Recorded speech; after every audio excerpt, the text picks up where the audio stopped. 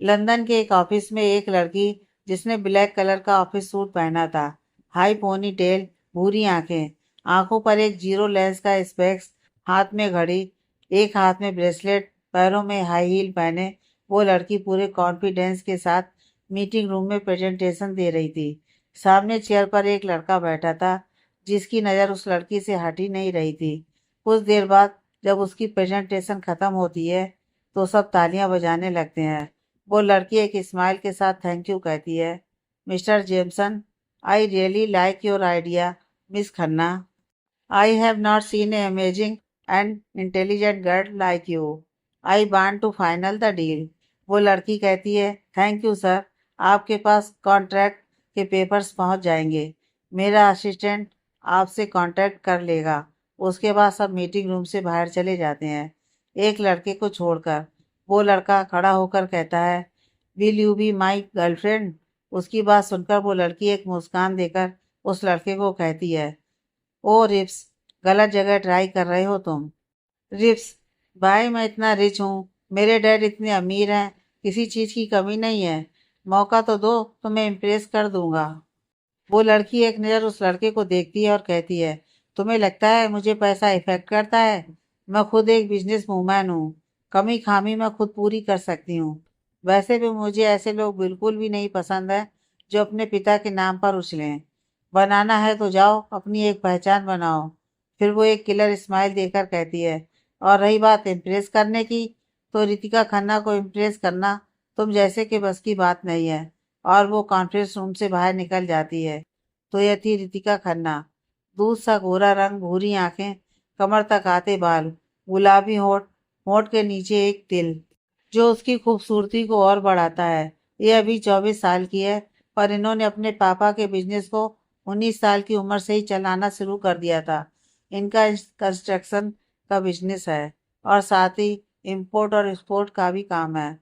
इनके परिवार में केवल दो लोग हैं, इनके पापा अभिनव खन्ना और दूसरा इनका भाई दीपांश खन्ना। इनकी माँ नहीं है, वो इनके भाई को जन्म देते वक्त ही चली गई थी। इन्होंने अपने भाई को बिल्कुल माँ की तरह ही प्यार किया है। ये जिंदा दिल और खुश मिजाज है, और साथ ही सिंगल भी। काफ़ी लड़कों ने इन्हें प्रपोज भी किया है, पर इन्हें उनमें अपना प्यार नहीं मिला। इंडिया, पंजाब के अमृतसर के एक ऑफिस में एक लड़का एक ऑफिस में बैठा एक प्रेजेंटेशन देख रहा था। उसने ब्लू कलर का ऑफिस सूट पहना था। उसका ऑरा ऐसा था कि वहां बैठे सभी लोगों की हालत बहुत खराब थी, क्योंकि वो लोग जानते थे कि उनकी एक गलती और वो लोग ऑफिस से फायर कर दिए जाएंगे। वो लड़का कहता है, वेट सर, कितना बताया तुमने? जो लड़का प्रेजेंटेशन बता रहा था वो अटकते हुए कहता है, सर 42.66%। वो लड़का खड़ा होकर टेबल पर दोनों हाथ रखकर कहता है, 42.63%। और फिर वो कहता है, फायर, बिकॉज मुझे ऐसे लोग बिल्कुल पसंद नहीं हैं जो काम को और उनकी बारीकियों पर ध्यान नहीं देते। जीत, इनका असिस्टेंट, अभी के अभी एक नए मैनेजर को हायर करो जो इस काम को बेटर तरीके से कर सकें। वो लड़का जो प्रेजेंटेशन दे रहा था वो उसके पास आकर कहता है, सॉरी सर, आगे से ऐसा नहीं होगा। प्लीज मेरी पहली गलती समझकर मुझे माफ कर दीजिए। वो लड़का खड़ा होकर कहता है, आदित्य शेरगिल की किताब में माफी शब्द नहीं है, वहाँ सिर्फ और सिर्फ गलतियों की सजा है। और वो उठकर अपने केबिन की ओर चला जाता है। आदित्य शेरगिल अमृतसर के नामी बिजनेसमैन हैं जिन्होंने अपने फैमिली बिजनेस को छोड़कर अपनी पहचान बनाई। आज हर कोई इनके साथ जुड़ना चाहता है, पर ये सिर्फ गिने चुने लोगों के साथ काम करते हैं। काली आंखें जिनमें एक अजीब सा दर्द छिपा है, पर इन्होंने उसे अपने गुस्से के नीचे दबा रखा है। 6 फीट हाइट, गोरा रंग, मस्कुलर, वेल मेंटेन्ड बॉडी, हल्की बियर्ड, काले बाल जिसमें से कुछ इनके माथे पर आते हैं, जिससे और भी हैंडसम लगती हैं। ये 33 साल के हैं। इन्हें गलतियां बिल्कुल भी पसंद नहीं है। इनकी जॉइंट फैमिली है जिसमें इनकी दादी निर्मला जी जो सबसे प्यार करती हैं, और इन्होंने अपने घर को जोड़ा हुआ है। इनके दादाजी हरमन जी, शेरगिल परिवार में इनकी मर्जी के बगैर एक पत्ता भी नहीं हिलता। ये बहुत स्ट्रिक्ट है। इनकी माँ आकृति जी, ये इस घर की बड़ी बहू और एक शांत और समझदार औरत है। इनके पापा सरमन जी, ये बिल्कुल अपने पापा की तरह हैं, स्ट्रिक्ट पर थोड़े नरम दिल के हैं। इनकी चाची अर्निका जी ये एक चालाक औरत है। इनकी नज़र सिर्फ दूसरे की चीज़ों और कामों पर होती है। इनके चाचा कुलदीप जी ये थोड़े खुशमिजाज टाइप के इंसान है और अपने बड़े भाई से बेहद प्यार करते हैं। इनके कुल 5 भाई बहन हैं। पहले नंबर पर ये खुद, दूसरे नंबर पर इनकी बहन रोमा जो शादीशुदा थी पर अब अपने घर में रहती है। आगे जानेंगे क्यों। तीसरे नंबर पर इनका छोटा भाई अनिकेत, ये थोड़ा चंचल है और अपने बड़े भाई पर जान देने वाला है। इनकी चाची और चाचा के 2 बच्चे हैं, अंकिता और शोभित। दोनों ही अपने भाई आदित्य से बहुत प्यार करते हैं। इन भाई बहनों में आपस में बहुत प्यार है। आदित्य की सबसे ज्यादा अगर किसी से बनती है तो वो है शोभित, क्योंकि शोभित सबसे शांत और समझदार है। बाकी सारे भाई बहन फुलौन शैतानियों से भरे हैं। अब आती है इसके परिवार की जान, वो है अनन्या उर्फ अनु, जो 4 साल की है और हमारे आदित्य की बेटी है। हमारे आदित्य एक वक्त के लिए सब भूल सकते हैं पर अन्नू से जुड़ा कोई काम ये नहीं भूलते। भाई अन्नू के लिए उसके पापा ही उसकी दुनिया है। आदित्य का सपना है अपने बिजनेस को देश के बाहर तक फैलाना, जिसके लिए ये दिन रात मेहनत कर रहे हैं। इनके परिवार को इनकी बहुत चिंता रहती है। लंदन। एक लड़की लंदन की सड़कों पर दौड़ रही थी। उसने ब्लू कलर का ट्रैक सूट पहना हुआ था। उसने बालों को हाई पोनी में बांध रखा था। उसका दूध सा रंग धूप में चमक रहा था। तभी एक औरत उसे रोकते हुए कहती है, हे रेड्स। तो वो लड़की मुस्कुराकर कहती है, hey Jelina aunty, how are you. Jelina, very good my child, ये लो तुम्हारे रेड रोज। और वो उसे रोजेस पकड़ा देती है। तो वो लड़की मुस्कुराते हुए कहती है, थैंक यू आंटी।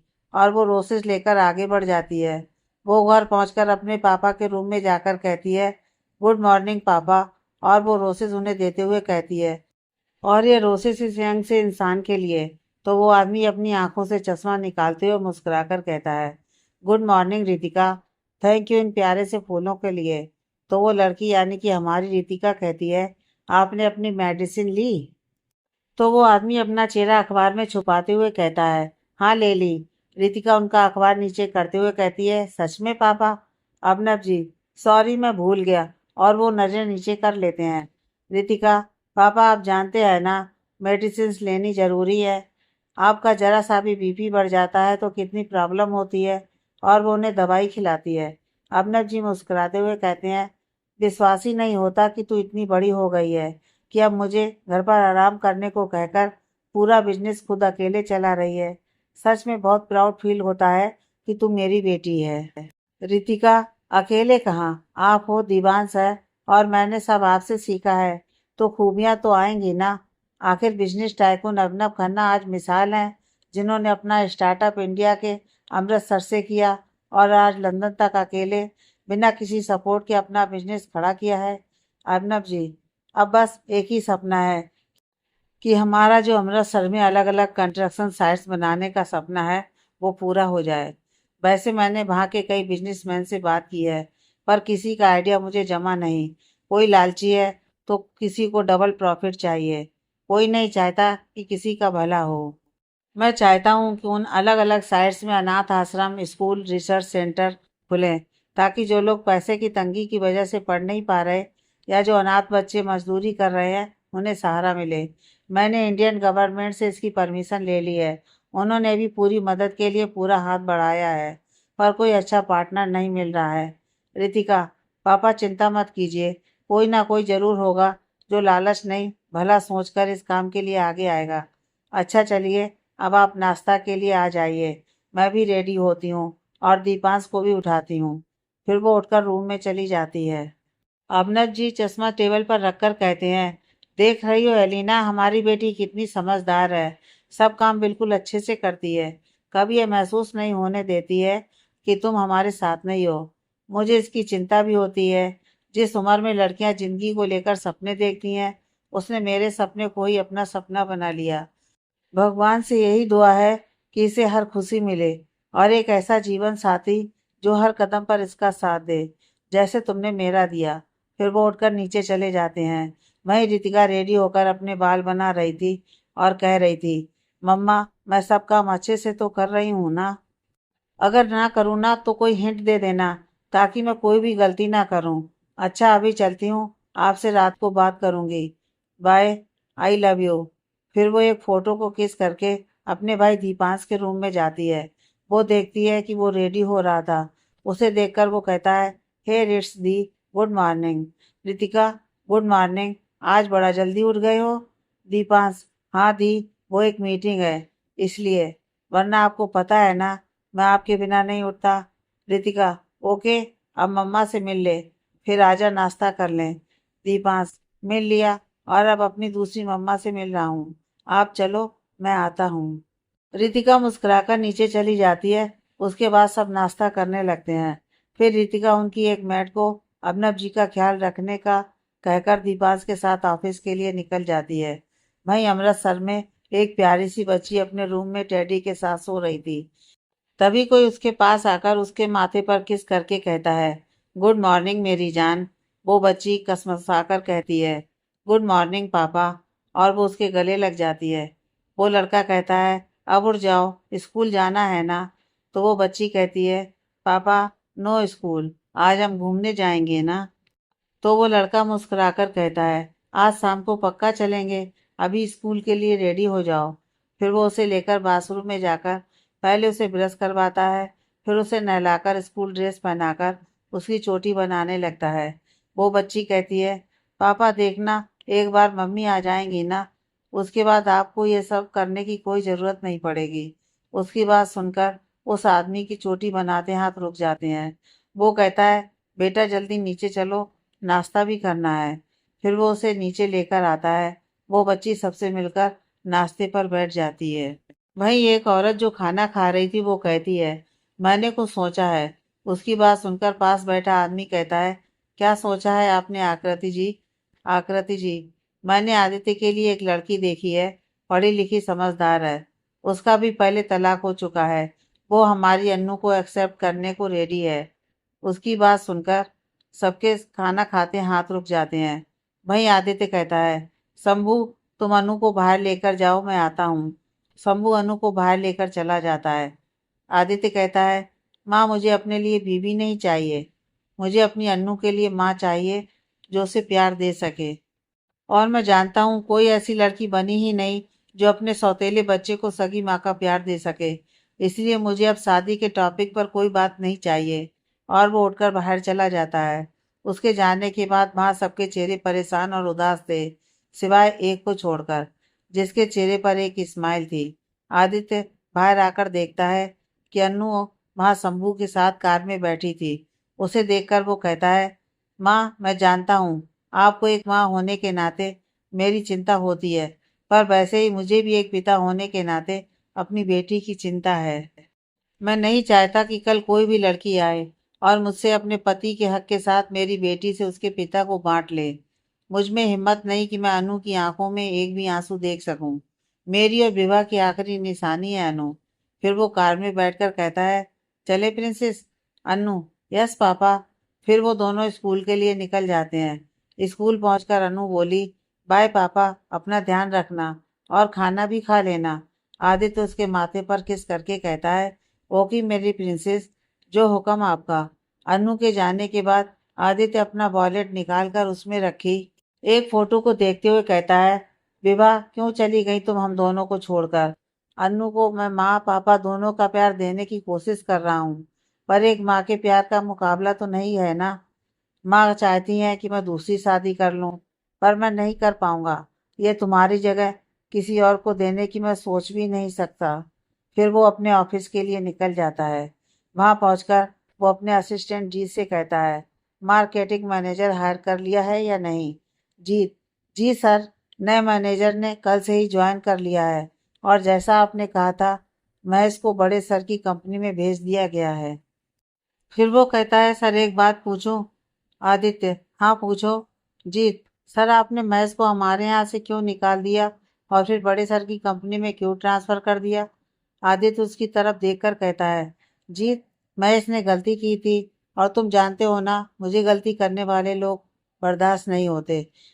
और रही बात उसे पापा की कंपनी में ट्रांसफ़र करने की बात, तो वो एक फैमिली वाला आदमी है, जिसकी एक बेटी है जो मेरी अन्नू की उम्र की है। अगर हम उसे जॉब नहीं देते तो उसे बहुत परेशानी होती। आई होप अब कोई सवाल नहीं होगा। अब तुम जाओ और मीटिंग की तैयारी करो। क्योंकि शाम के वक्त मुझे कोई मीटिंग नहीं चाहिए। जीत कहता है जी सर। फिर वो बाहर चला जाता है। वहीं शेरगिल हाउस में हरमन जी अपने कमरे में बैठे थे। तभी आकृति जी आती हैं और कहती हैं, मैं अंदर आ जाऊं बाबूजी? हरमन जी, हाँ पुत्र आजा। आकृति जी आकर चेयर पर बैठ जाती हैं और कहती हैं, बाबूजी वो मैं। तभी हरमन जी उसे बीच में ही रोककर कहते हैं, जानता हूँ तुम क्या बात करने आई हो। तुम्हारे जज्बात समझता हूँ मैं। पर अगर तुम आदित्य की तरफ से सोचो तो वो सही भी है। आज के वक्त में कोई भी लड़की अपना सोचना छोड़कर किसी और के बच्चे के बारे में नहीं सोचेगी। लड़की अपना परिवार पहले चाहेगी। और तुम और मैं ये जानते हैं कि आदित्य विवाह के अलावा किसी को अपने दिल में जगह नहीं देगा। आकृति जी नम आंखों से कहती हैं, तो बाबूजी आपके कहने का मतलब यह है कि मेरा आदित्य हमेशा अकेला रहेगा? क्या बिना साथी के जिंदगी गुजार पाएगा वो? और अन्नू, क्या वो बिना माँ के आगे बढ़ पाएगी? अभी वो छोटी है, उसे एहसास नहीं है क्योंकि हम हर वक्त उसके साथ है। पर ऐसा कब तक चलेगा? मैं थक गई हूँ बाबूजी अपने बच्चों को इस तरह देखते हुए। पहले आदित्य, फिर रोमा। अब हिम्मत टूट रही है मेरी हर वक्त। कैसे संभालूं खुद को? हरमन जी एक गहरी सांस लेते हुए कहते हैं, संभालो आकृति खुद को। भाई गुरु पर भरोसा रखो। अगर उन्होंने तकलीफ दी है तो निवारण भी वही करेंगे। हमारे आदित्य और रोमा की जिंदगी में रोशनी की किरण जल्दी ही आएगी। जैसे हर काली रात के बाद एक नई सुबह होती है, इसी तरह हमारे बच्चों की जिंदगी से भी ये अंधकार जल्दी ही हट जाएगा। वहीं अर्निका जी जो दरवाजे के बाहर खड़ी थी वो कहती हैं, वो तो तब होगा जब मैं ऐसा होने दूंगी। और वो एक गहरी मुस्कान देकर वहां से चली जाती हैं। वहीं लंदन में रितिका अपने ऑफिस में अपने केबिन में बैठकर एक फाइल पढ़ रही थी। तभी उसके पास रखा उसका मोबाइल फोन बजने लगता है। वो देखती है तो उस पर निशी का फ्लैश हो रहा था। वो पिक करती है और कहती है, हे निशी कैसी है तू? निशिका, मैं ठीक हूँ। रिट्स, कहाँ बिजी है तू? इतने दिन हो गए हैं, ना कोई कॉल ना कोई मैसेज। रितिका, यार कुछ प्रोजेक्ट में बिजी, बहुत बिजी चल रही हूँ। मैं क्या, यहाँ तक कि दीपांश तक को कहीं जाने का वक्त नहीं मिल पा रहा है। निशिका, वैसे मैंने तुझे ये बताने के लिए कॉल किया है कि आज हम सब क्लब जा रहे हैं, तो प्लीज़ तू थोड़ी देर के लिए आ जा। रितिका, नहीं यार, काम बहुत ज़्यादा है। नेक्स्ट टाइम ज़रूर आ जाऊंगी। निशिका, देख तुझे मेरी कसम है, आ जाना यार। और इस बहाने तुझे भी थोड़ा रेस्ट मिल जाएगा। रितिका, रेस्ट? पार्टी करके सिर्फ तुझे ही रेस्ट मिल सकता है। निशिका कहती है, रेस्ट नहीं, मेरा मतलब है तेरा मूड चेंज हो जाएगा। और दीपांश को भी साथ लिया। Ritika, okay, let's mister ask Deepansh. चल अभी मैं रखती हूँ, मेरी मीटिंग है, बाय। निशिका, बाय। उसके बाद रितिका अपनी मीटिंग के लिए निकल जाती है। शाम को दोनों भाई बहन फ्री होकर घर के लिए निकल जाते हैं। रितिका दीपांश से कहती है, निशिका का कॉल आया था, क्लब चलने के लिए कह रही है, तू चलेगा क्या? दीपांश, हाँ यार दी, चलते हैं। काफी दिन हो गए हैं कहीं गए नहीं हैं। घर पहुंचकर वो दोनों सबसे पहले अर्नब जी से मिलते हैं और क्लब जाने का पूछते हैं। अर्नब जी, ओके चले जाओ, पर 11 बजे तक आ जाना। उससे ज्यादा लेट नहीं होना है। और दीपांश, ज्यादा ड्रिंक नहीं। Deepansh, okay dad. चलिए आप पहले डिनर कर लीजिए। फिर वो दोनों अर्नब जी को डिनर करवाकर उन्हें मेडिसिन देते हुए कहते हैं, आप अपना ध्यान रखना। वो दोनों आगे कुछ कहते उससे पहले ही वो कहते हैं, और कोई भी प्रॉब्लम हो तो कॉल कर लेना। ज़्यादा देर काम मत करना और जल्दी सो जाना। और कुछ? 12 साल हो गए हैं सुनते सुनते। जब तुम दोनों छोटे थे मैं ये बात कहता था, अब तुम दोनों कहने लगे हो। अब जाओ जल्दी, वरना टाइम यही निकल जाएगा। दोनों हंसते हुए उनके गले लग जाते हैं और अपने अपने कमरे में रेडी होने चले जाते हैं। वहीं अमृतसर में आदित्य के घर पर अनु रेडी होकर कब से आदित्य का वेट कर रही थी। वो कहती है, रोमा बुआ, पापा कब तक आएंगे? रोमा, गुड़िया आने वाले होंगे। आने वाले होंगे नहीं, आ गए। आदित्य अंदर आते हुए कहता है। फिर वो रोमा से कहता है, जा तू भी रेडी हो जा, तू भी हमारे साथ चलेगी।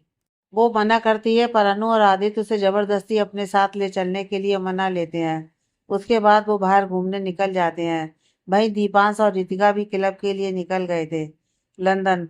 रितिका ने एक ब्लू कलर का क्रॉप टॉप पहना था और उसके साथ उसने पीच कलर का प्लाजो पहना था। साथ ही उसने अपनी बड़ी बड़ी आंखों में काजल और होठों पर लाल लिपस्टिक लगाई हुई थी। उसके बाल खुले हुए थे। पैरों में उसके हाई हील्स के सैंडल्स पहने हुए थे। वो आज बहुत खूबसूरत लग रही थी। वहीं दीपांश ने वाइट टी शर्ट के ऊपर ब्लू ब्लेजर, नीचे ब्लू जीन्स पहनी थी। दोनों कार में बैठकर क्लब के लिए निकल गए। क्लब में पहुंचकर दोनों निशिका से मिले। निशिका ने रेड कलर का वन पीस पहना था। उस पर रेड कलर की हाई हील्स, होठों पर रेड लिपस्टिक, काली आंखों में गहरा काजल। वो भी बहुत अच्छी लग रही थी। निशिका, थैंक्स तुम दोनों आए, वरना मैं तुम दोनों से बात नहीं करती। दीपांश, थैंक्स निशिका दी, आपने ये सजेशन दिया, वरना दी बस खुद भी सारा दिन बस काम करती हैं और मुझे भी वही आदत डलवा दी है। यह सुनकर रितिका उसके कंधे पर मारते हुए कहती है, ज्यादा नहीं बोल रहा तू? बताऊं पापा को कि तू क्या क्या करता है?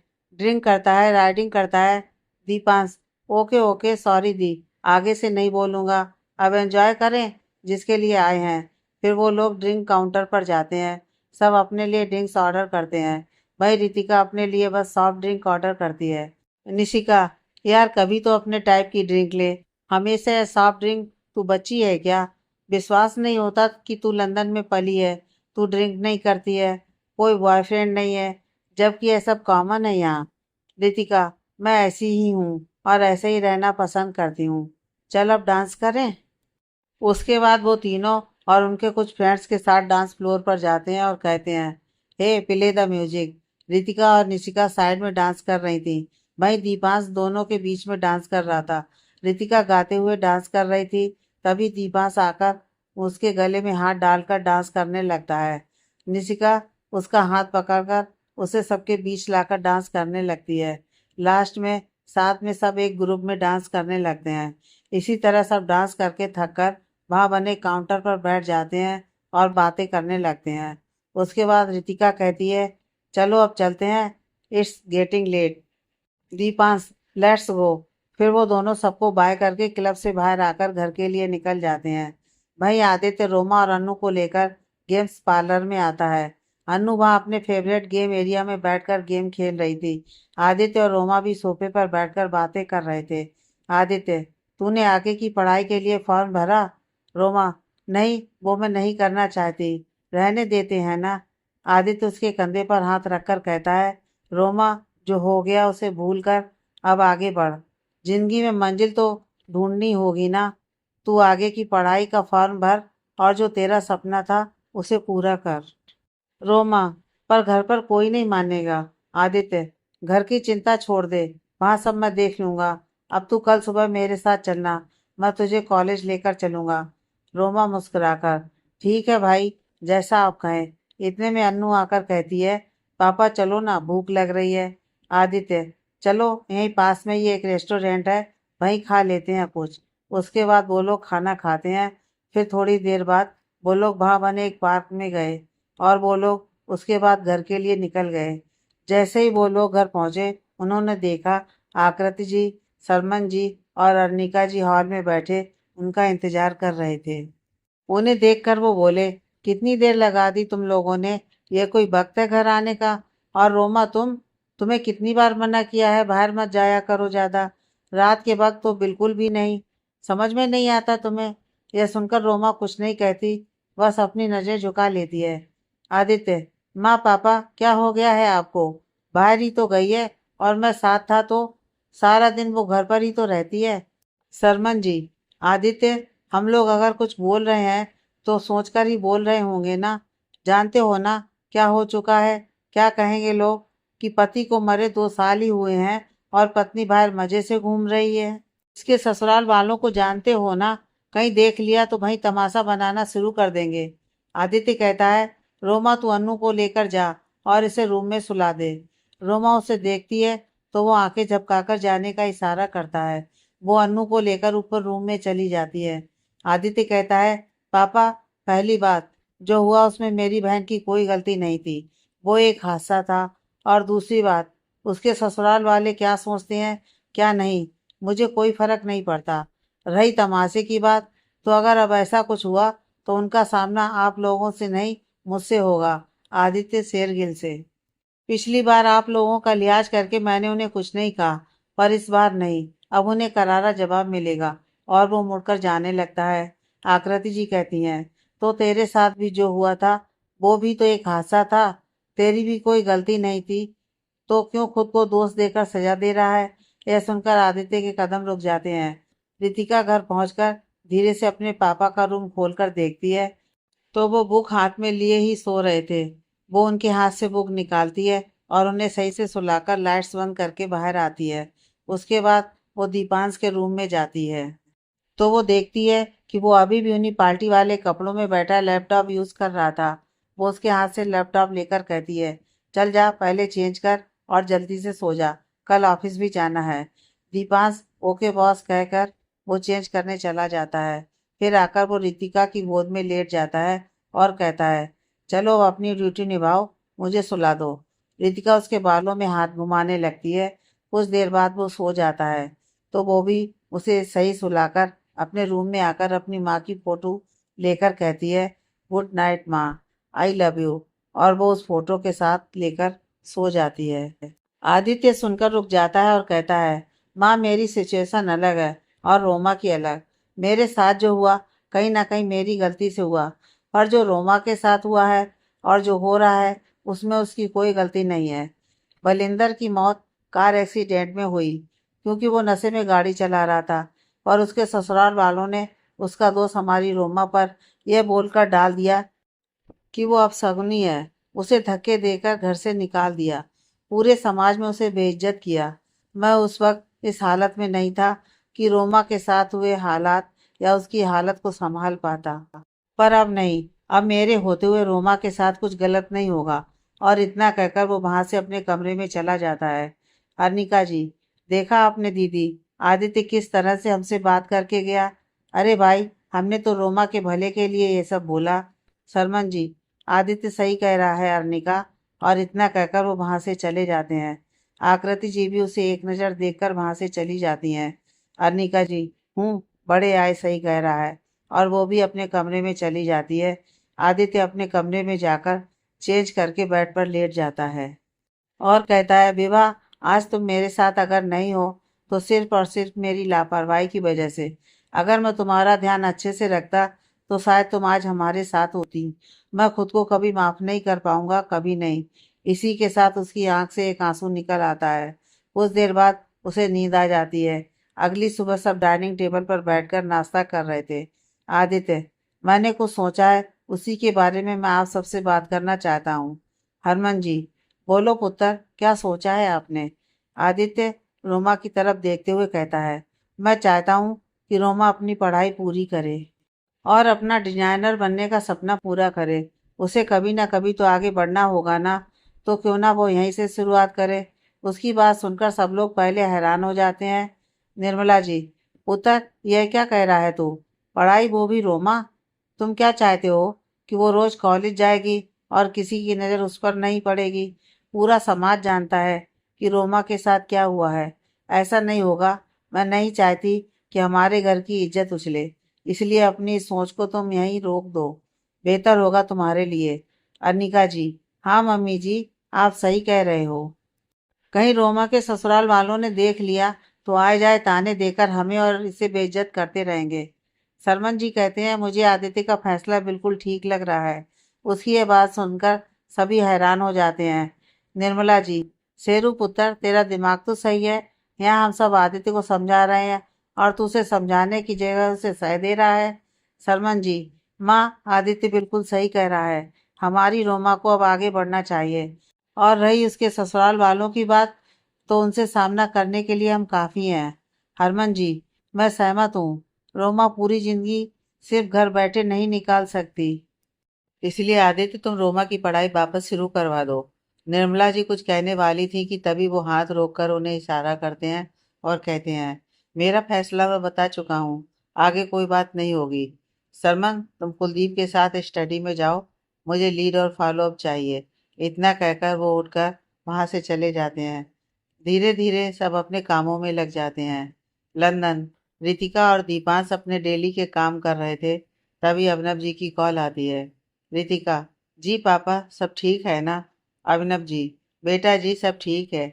मैंने तुम्हें कुछ बताने के लिए फोन किया था। रितिका, जी पापा बताइए। अभिनव, रितिका, हम अपने प्रोजेक्ट के लिए बिजनेस पार्टनर ढूंढ रहे थे ना। मुझे एक बिजनेसमैन का प्रोफाइल बहुत पसंद आया है और वो सिर्फ 10% प्रॉफिट पर हमारे साथ काम करना चाह रहा है।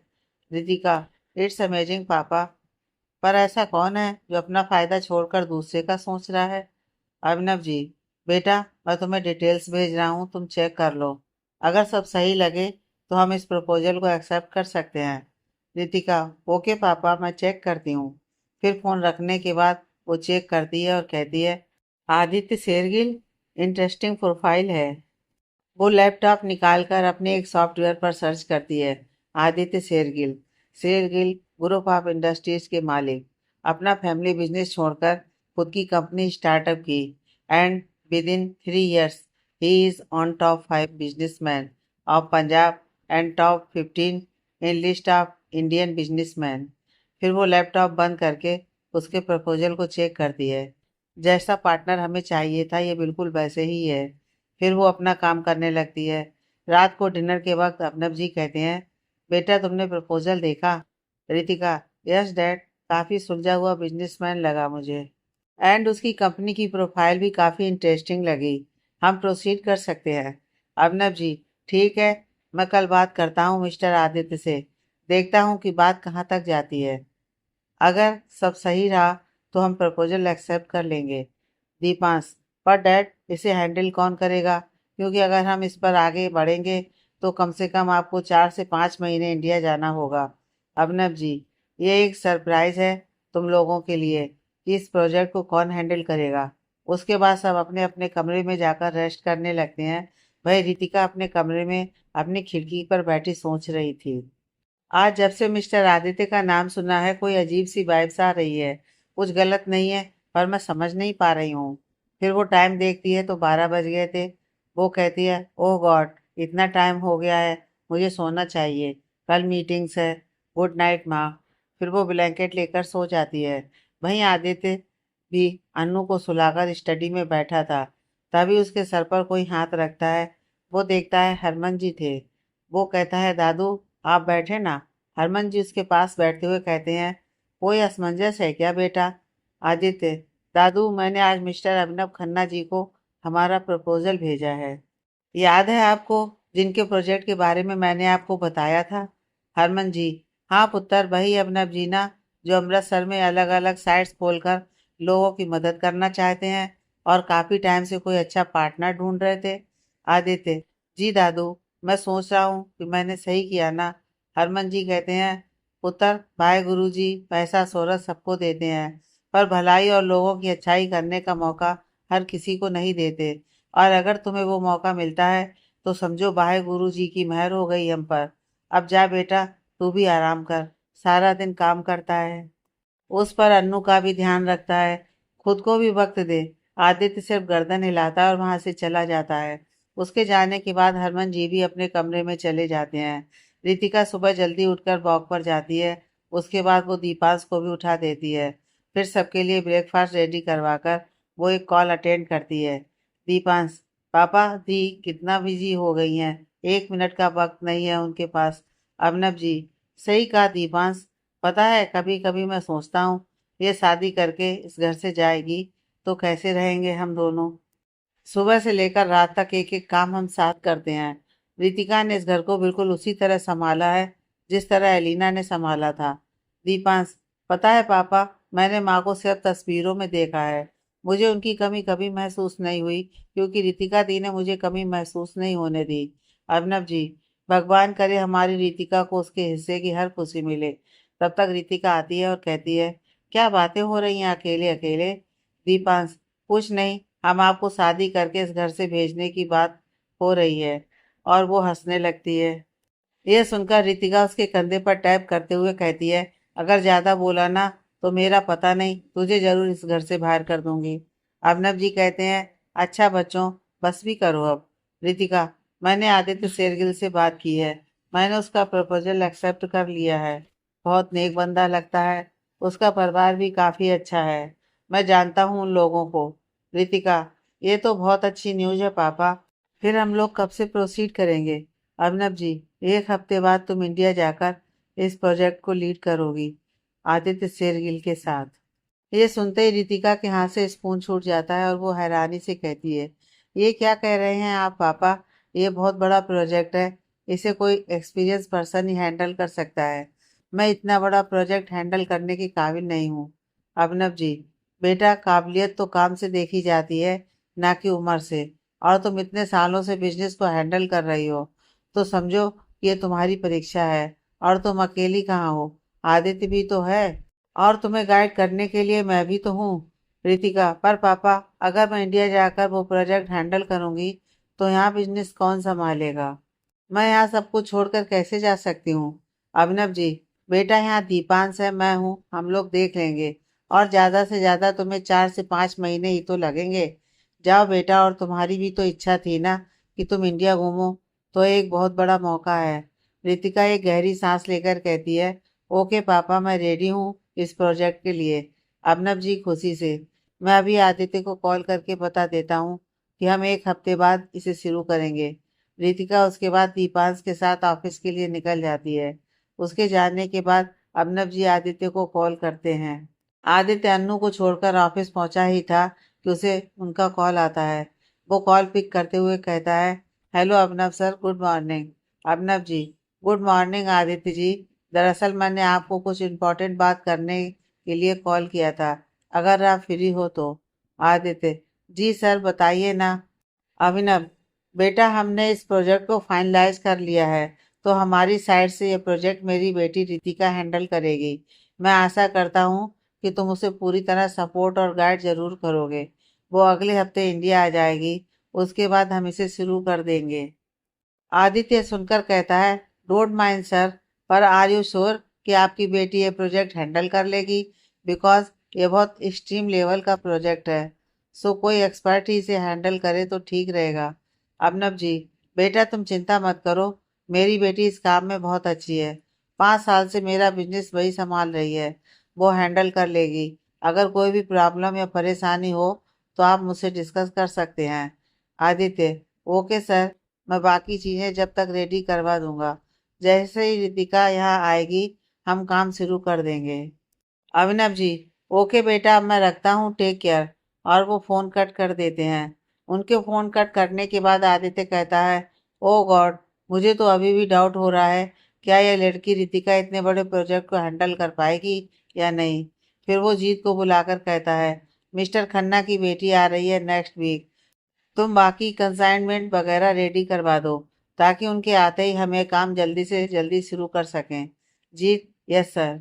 वो जाने लगता है कि आदित्य उसे रोक कर कहता है, जीत, एक काम और कर दो, रोमा के कॉलेज से उसका एक फॉर्म मंगवा दो, मैं उसकी पढ़ाई फिर से शुरू करवा रहा हूँ।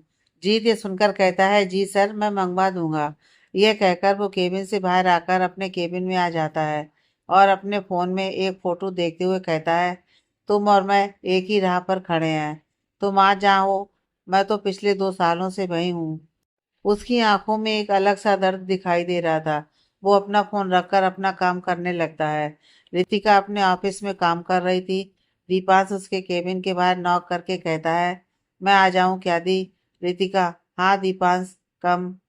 दीपांश अंदर आकर कहता है, दी, हमने इन दिनों 3 प्रोजेक्ट पर काम स्टार्ट किया है, जिनमें 2 मैं हैंडल कर रहा हूँ और एक आप। मैं सोच रहा था कि आपके इंडिया जाने से पहले हम आपका वाला पहले कंप्लीट कर लें। रितिका, हाँ, यह सही है। मैं भी अपने सारे काम निपटा रही हूँ, ताकि मुझे पीछे से कोई दिक्कत नहीं आए। फिर वो दोनों डिस्कस में लग जाते हैं। इसी तरह 6 दिन निकल जाते हैं। रितिका अपने कमरे में अपनी पैकिंग कर रही थी। उसकी कल की फ्लाइट थी। अभिनव जी और दीपांश आते हुए कहते हैं, पैकिंग हो गई बेटा? रितिका, जी पापा, ऑलमोस्ट, बस थोड़े बहुत सामान बचे हैं, वही पैक कर रही हूँ। अभिनव जी, आज हम यहीं सोएंगे, क्यों दीपांश? दीपांश, यस पापा, फिर तो पता नहीं कितने दिन बाद हम ऐसे साथ में बैठे।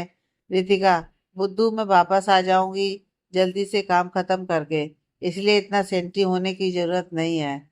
अभिनव जी बेड पर जाकर बैठ जाते हैं और दोनों को इशारा करते हैं। दोनों एक दूसरे की तरफ मुस्कुराते हुए अभिनव जी की गोदी में लेट जाते हैं। अभिनव जी कहते हैं, रितिका वहां पर जाकर अपना ध्यान रखना। कोई भी परेशानी हो तो फोन कर देना। और निशिका तो साथ है ही। रितिका, हाँ पापा, आपको विश्वास है ना, मैं ये कर लूंगी ना। अबनव जी, बेटा पूरा विश्वास है मुझे अपने दोनों बच्चों पर कि तुम जो भी करोगे अच्छे से और ईमानदारी से करोगे। यूं ही थोड़ी देर बाद सबको नींद आ जाती है। अगली सुबह निशिका और रितिका दोनों एयरपोर्ट जाने के लिए रेडी हो रहे थे। अबनव जी, रितिका, निशा, सब कुछ रख लिया ना? निशिका, हाँ अंकल, सब रख लिया, डोंट वरी। अबनव जी दोनों के सर पर हाथ रखकर कहते हैं, अपना ध्यान रखना। दोनों उनके गले लगते हुए कहती हैं, आप भी दवाई टाइम पर लीजिएगा। फिर वो दीपांश से मिलकर एयरपोर्ट के लिए निकल जाते हैं। रास्ते में निशिका, थैंक यू रिट्स, तेरी वजह से मुझे इंडिया जाने का मौका मिल रहा है, वरना मेरे मॉम डैड तो इतने बिजी हैं कि ना खुद कहीं जाते हैं और ना मुझे लेकर जाते हैं। वैसे I am so excited to go to India. Ritika, मैं भी बहुत एक्साइटेड हूँ। फिर वो लोग एयरपोर्ट पहुंचकर अपना बोर्डिंग पास लेकर अंदर अपनी फ्लाइट का वेट करने लगते हैं। कुछ देर बाद अनाउंसमेंट होती है तो वो दोनों अंदर फ्लाइट की ओर बढ़ जाते हैं। कुछ देर बाद उनकी फ्लाइट इंडिया के लिए टेक ऑफ करती है। लगभग 10 घंटे बाद उनकी फ्लाइट अमृतसर एयरपोर्ट पर लैंड हुई। उन्होंने अपना लगेज चेक करवाया और उसके बाद दोनों ने देखा कि एक आदमी उनका एयरपोर्ट पर वेट कर रहा है। वो दोनों उसके पास गई। रितिका ने पूछा, आपको किसने हायर किया है? वो आदमी सिर झुकाकर बोलता है, मैम हमें अभिनव सर ने हायर किया है। दोनों कंफर्म करने के बाद उसके साथ अपने होटल चली जाती हैं। वहां जाकर वो चेक इन करती हैं। निशिका, रिट्स, क्या हम 4 महीने यहीं होटल में रहेंगे क्या? रितिका, तू पागल है क्या? कोई 4 महीने होटल में रह सकता है क्या? कल हमारा फ्लैट साफ हो जाएगा, उसके बाद हम अपने फ्लैट में चलेंगे। निशिका, ओके, मैं खाना ऑर्डर कर देती हूँ, तू जब तक फ्रेश होकर आ जा। रितिका, सुन, कुछ लाइट ऑर्डर करना। फिर वो अपने कपड़े लेकर बाथरूम की तरफ चली जाती है। निशिका खाना ऑर्डर करके बेड पर लेट जाती है। तभी उसका फोन बजता है। वो देखती है तो फोन उसके पापा का था। वो उठाती है तो सामने से आवाज आती है, निशा, तुम सेफली पहुंच गई ना? निशिका, या डैड, वैसे आपको मेरी याद आ गई। एक्चुअली मुझे लगा नहीं था कि आपको महसूस होगा कि मैं आपके साथ नहीं हूँ। निशिका के डैड, निशा, तुम ऐसा कुछ क्यों समझती हो? हम लोग बिजनेस में बहुत आगे बढ़ रहे हैं, इसलिए हम तुम्हें वक्त नहीं दे पाते। पर बेटा, हम प्यार करते हैं तुमसे। निशिका, बस दिखाते नहीं है। और इतना कहकर वो फोन रख देती है। थोड़ी देर बाद रितिका आती है। उसके बाद दोनों डिनर करके सो जाती है। अगली सुबह रितिका और निशिका अपने होटल से चेकआउट करके अपने फ्लैट की ओर जाने लगते हैं। उनका ड्राइवर उन्हें लेने आया होता है। दोनों अपना अपना सामान कार में रखकर ड्राइवर को चलने के लिए बोलती हैं। अभी वो कुछ दूर पहुंचे ही थे कि उनकी कार एक झटके से किसी चीज से टकराती है, जिससे वो दोनों भी एक पल के लिए डर जाती हैं।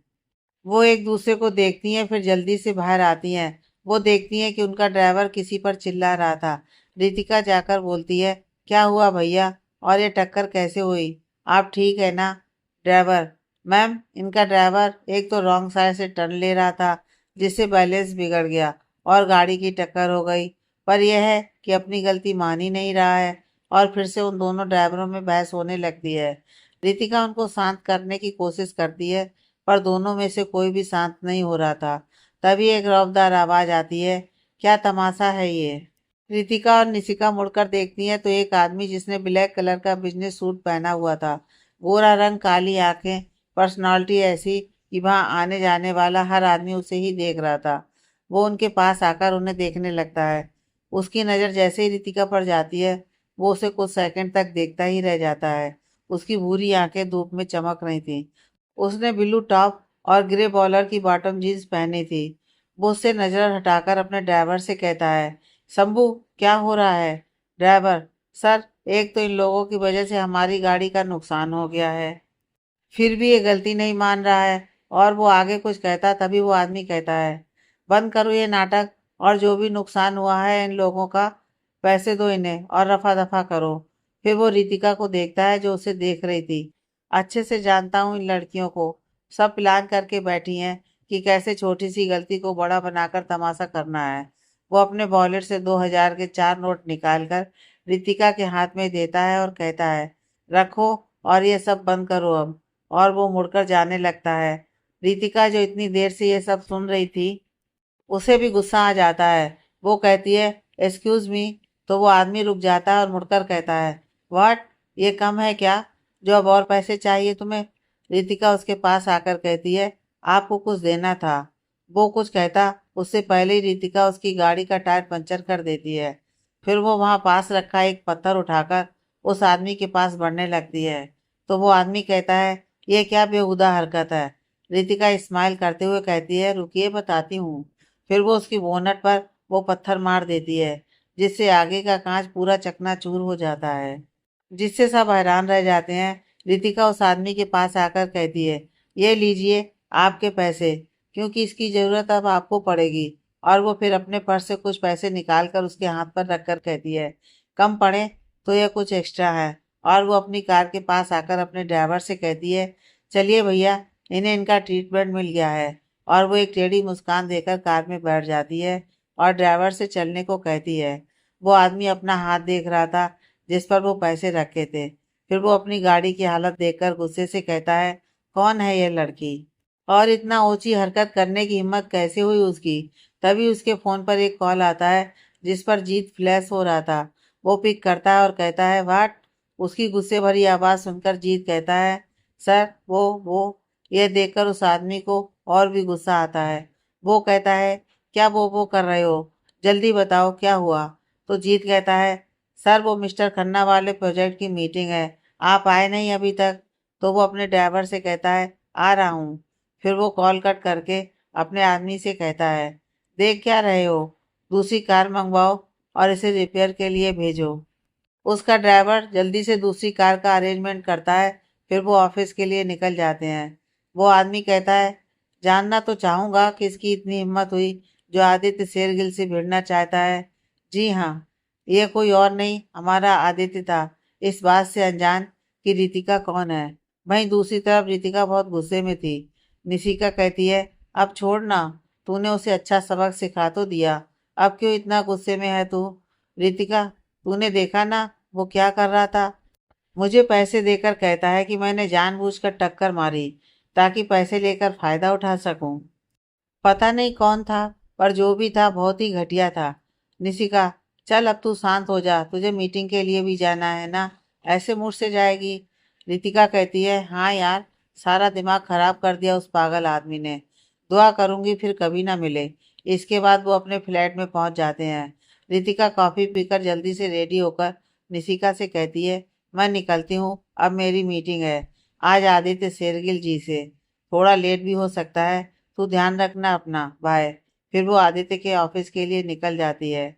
आगे की कहानी नेक्स्ट पार्ट में।